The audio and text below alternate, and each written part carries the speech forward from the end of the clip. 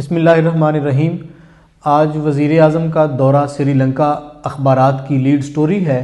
میں اس دورے کی تھوڑی بہت تفصیلات آپ سے شیئر کرتا ہوں جو کچھ آج کے اخبارات میں رپورٹ ہوا ہے۔ ایک دو خبریں اس کے علاوہ آج بین الاقوامی ہی شیئر کریں گے۔ ہماری مقامی اور پاکستان کی سیاست کے متعلق روٹین کی خبریں ہیں، سینٹ الیکشن اور ڈسکا کے ضمنی الیکشن کے بارے میں، اور سپریم کورٹ الیکشن کمیشن کی ساری ملی جلی خبریں ہیں۔ کافی دنوں سے ایک جیسی ہی خبریں آ رہی ہیں۔ وزیر اعظم سری لنکا میں موجود ہیں، وہ سری لنکا کے دورے پہ گئے ہیں۔ سری لنکا کے دورے پہ جانے سے پہلے ایک بیان سامنے آیا تھا کہ وزیر اعظم اپنے خصوصی طیارے پہ جانے کی بجائے یہاں سے لاہور ایئرپورٹ سے جائیں گے سری لنکن فلائٹ پر، لیکن وہ پلان پھر چینج ہوا۔ وزیر اعظم اسلام آباد سے اپنے خصوصی طیارے پر گئے۔ وزیر اعظم کے ساتھ شاہ محمود قریشی وزیر خارجہ اور مشیر تجارت عبدالرزاق داؤد اور زلفی بخاری صاحب اور دیگر آفیشلز موجود ہیں وزیر اعظم کے ہمراہ۔ یہاں لاہور سے سری لنکن فلائٹ پہ 40 رکنی وفد گیا ہے جو وزیر اعظم کو جوائن کرے گا۔ یہ جو دورہ ہے دراصل وزیر اعظم کا، یہ جو وفد کی نوعیت ہے اس کو دیکھ کے لگ رہا ہے کہ یہ تجارتی مقاصد حاصل کرنے کے لیے حکومت پاکستان اس پر بڑا فوکس کر رہی ہے۔ انشاءاللہ یہ بڑا کامیاب دورہ ہوگا، اور یہ وفد جو ہے یہ Sri Lankan air line commercial پرواز پر لاہور سے کولمبو کے لیے روانہ ہوا ہے۔ لاہور سے جو لوگ اس میں تجارت کے شعبے سے وابستہ ہیں، بڑے نام جو اس وفد میں شامل ہیں، ان میں جناب گوہر اجاز بڑے معروف، گوہر اجاز کے علاوہ حامد زمان صاحب ہیں، فواد انور ہیں، ظفر اقبال ہیں، مہتاب چاولہ، اجاز کھوکھر، فیضان غوری اور خالد قریشی، یہ معروف نام ہیں۔ قیوم پراچا صاحب ہیں، شیخ کاشف ہیں، توقیر حق ہیں، اکبر علی، عباس اکبر، آصف ریاض، اسماعیل ستار، یہ مشہور نام ہیں ہمارے مختلف شعبہ ہے زندگی کے حوالے سے۔ یہ سب لوگ، ان میں جناب عاطف بخاری صاحب ہیں، عزیز بولانی صاحب ہیں، نصیر مختار، نجیب صدیقی اور ذکاء الرحمان، احسن منگی، یہ سب لوگ سری لنکا وہاں وزیر اعظم کے ہمراہ ہیں۔ یہاں سے لاہور سے ایک وفد گیا اور وزیر اعظم اسلام آباد سے گئے۔ وزیر اعظم کو وہاں پر ایئرپورٹ پہ گارڈ آف آنر پیش کیا گیا۔ سری لنکن پرائم منسٹر نے بڑا پرتپاک اور بڑا گرم جوشی سے کل پورا دن وزیر اعظم کی جو میٹنگز ہوئی ہیں ان کا رسپانس بڑا پرتپاک تھا سری لنکن وزیر اعظم کا۔ ایک اہم بات جو آج کے اخبارات میں ہی رپورٹ ہوئی ہے، اس دورے میں وزیر اعظم کی ملاقات طے تھی سری لنکن مسلمان اراکین پارلیمنٹ سے۔ سری لنکا کی جو پارلیمنٹ کے مسلم ارکان ہیں ان سے وزیر اعظم نے ملنا تھا، جو بوجوہ منسوخ کر دی گئی، اور پاکستان کے جو نمائندے ہیں انہوں نے وہاں پہ بتایا کہ وزیر اعظم کی ملاقات جو سری لنکن مسلمان ارکان پارلیمنٹ سے منسوخ ہوئی ہے، سیکیورٹی وجوہات کی پیش نظر وزیر اعظم ان سے نہیں مل رہے۔ جو وہاں پر سری لنکن مسلم کانگریس کے رہنما ہیں رؤف حکیم، سری لنکن مسلم رہنما، ان کا ایک احتجاج اور اس پہ ایک بیان سامنے آیا ہے۔ انہوں نے کہا جی ہمارے ساتھ یہ رویہ کیوں رکھا گیا؟ تمام اراکین پارلیمنٹ جو مسلمان ہیں انہوں نے وزیر اعظم پاکستان سے ملنے کی درخواست دے رکھی تھی اور یہ ملاقات طے بھی تھی۔ اب یہ اس طرح کا بھونڈا بہانہ بنا کر اور یہ بڑا مضحکہ کا خیز انداز میں ہمیں ملنے سے انکار کرنا، اس پر ہماری دل آزاری ہوئی ہے۔ یہ رؤف حکیم کا بیان سامنے آیا۔ ایک اور وہاں پہ اہم جو بات آپ سے شیئر کرنا چاہتا ہوں، احتجاج ہوا ہے، سری لنکن مسلمانوں نے احتجاج کیا ہے عمران خان کے پہنچنے پر۔ وہ دراصل اپنا نجات دہندہ اور مسیحا سمجھتے ہیں پاکستان کے حکمرانوں اور پاکستانی مسلمانوں کو، اور کچھ معاملات میں ایسا ہے بھی۔ سری لنکا میں بسنے والے مسلمانوں کا موقف یہ تھا کہ ہماری میتیں یہاں جلائی گئی ہیں۔ پچھلے کچھ دنوں میں کرونا ڈیز میں مسلمانوں کی میتوں کو جلایا جاتا رہا ہے، اس پر انہوں نے احتجاج کیا عمران خان کی موجودگی میں۔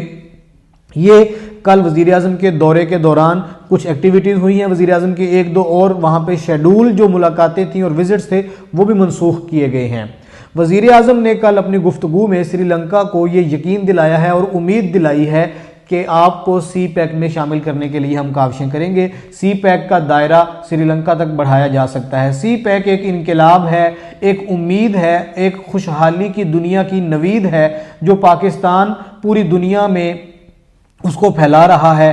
چائنا اور پاکستان کا اولین یہ بنیادی معاہدہ تھا جس کے فوائد اور ثمرات دیگر کئی ملکوں تک پہنچنے شروع ہوئے ہیں اور وہ اس میں دلچسپی لینا شروع ہوئے مختلف ممالک۔ سری لنکا بھی ان میں سے ایک ہے اور وزیر اعظم نے انہیں یہ امید دلائی ہے، اور وہاں پر گفتگو کے دوران وزیر اعظم کا آج کے اخبارات میں یہ بیان کچھ اخبارات میں لیڈ کے طور پر بھی لگا ہے کہ سری لنکا تک ہم یہ سی پیک کا دائرہ وسیع کریں گے، اور سی پیک کے ثمرات ہیں یہ ہم اپنے برادر ممالک تک جو ہمارے ہمسایہ اور دوست ممالک ہیں ان تک پہنچانے کی کوشش کریں گے۔ یہ کچھ تفصیلی احوال تھا وزیر اعظم کے دورہ سری لنکا کا۔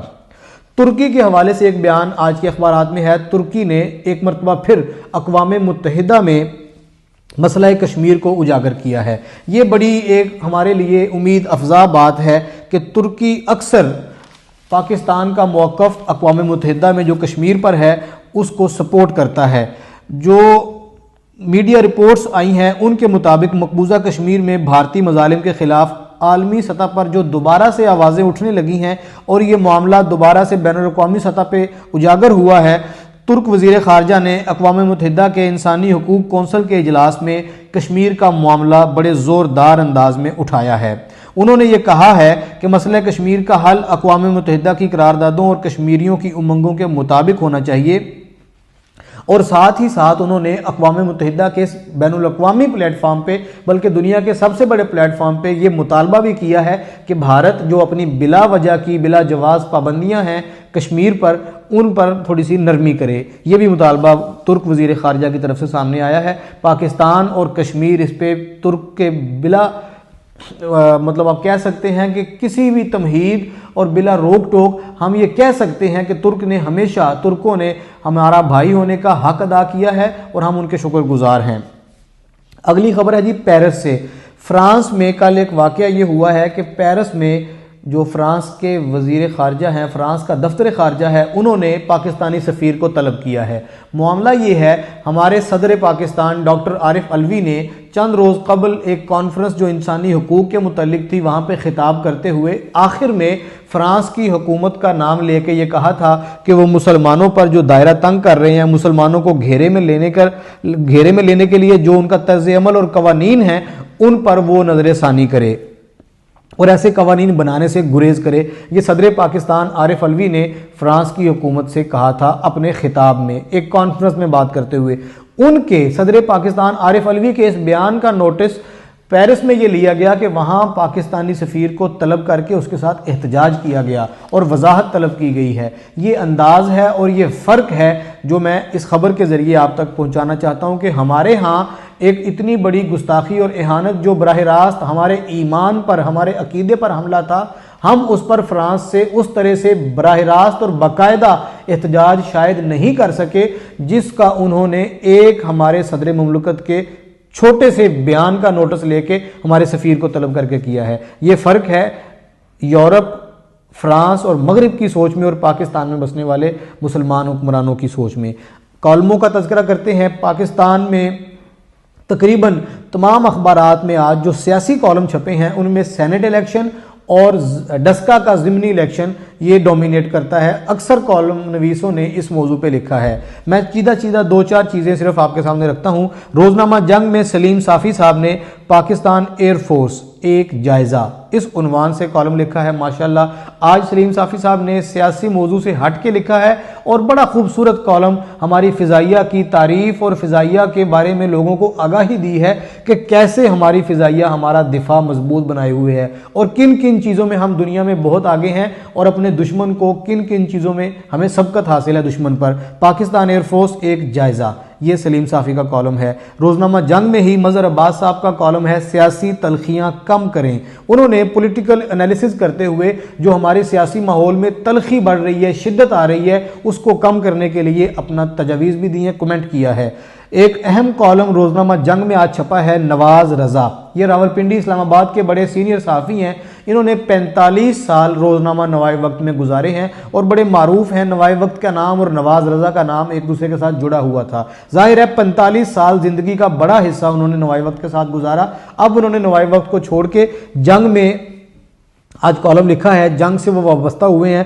چودھری نثار علی خان کی پراسرار خاموشی، یہ نواز رضا صاحب کے کالم کا عنوان ہے۔ انہوں نے اپنے پنڈی کے رہنے والے بڑے سیاستدان چودھری نثار کی سیاست پر اپنا آج کا کالم لکھا ہے۔ روزنامہ 92 میں ہارون الرشید صاحب سینئر کالم نویس، انہوں نے ڈسکا کے ضمنی الیکشن کا تجزیہ کیا ہے، بڑے حقائق سامنے لائے ہیں، بہت سی ایسی باتیں جو الیکشن کمیشن کے لیے بھی معاون ہو سکتی ہیں، مدد طلب ہو سکتی ہیں، وہ انہوں نے آج لکھی ہیں اپنے کالم میں۔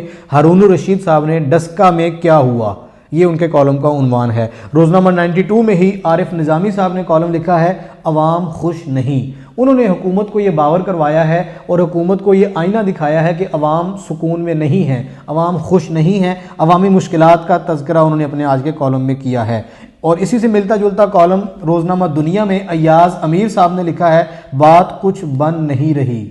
یہ ان کے کالم کا عنوان ہے۔ انہوں نے بتایا کہ حکومت سے کوئی بات بن نہیں رہی، حکومت اپنے آپ کو سٹیبل نہیں کر سکی۔ ریٹ آف دی گورنمنٹ پہ انہوں نے کالم لکھا ہے، اور وہی باتیں جیسے میں نے بتایا عارف نظامی صاحب کے کالم میں ہیں، ایاز امیر صاحب نے بھی ان باتوں کا تذکرہ کیا ہے۔ رؤف کلاسرا کا کالم آج کے روزنامہ دنیا میں اخلاقیات کا رونا، انہوں نے سیاست میں اخلاقیات کی کیا صورتحال ہے اس پہ کالم لکھا ہے، اور تمام سیاسی جماعتوں اور سیاسی قائدین کی اخلاقیات کا تذکرہ کرتے ہوئے بالآخر وہ اپنے آخری پیراگراف میں یہ کہتے ہیں کہ ہمارے وزیر اعظم عمران خان جو دوسرے تمام سیاستدانوں کی اخلاقیات کا ذکر بڑے زور و شور سے کرتے ہیں، ان کے اپنے اخلاقی معاملات اور اخلاقیات کا کیا حال احوال ہے اس پہ انہوں نے کمنٹ کیا ہے رؤف کلاسرا صاحب نے آج کے روزنامہ دنیا میں۔ یہ آج کے اخبارات کی کچھ خبریں اور کالم تھے۔